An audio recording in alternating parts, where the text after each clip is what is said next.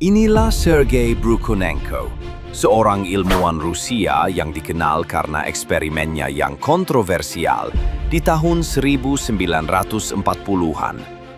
Ia menciptakan sebuah mesin bernama autojector, semacam jantung paru buatan yang bisa memompa darah dan oksigen.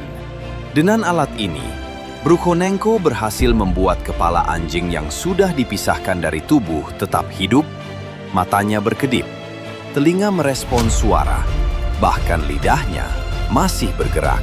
Eksperimen ini dianggap sebagai langkah awal perkembangan teknologi mesin jantung paru modern. Meskipun banyak yang mengecamnya sebagai percobaan paling mengerikan dalam sejarah sains.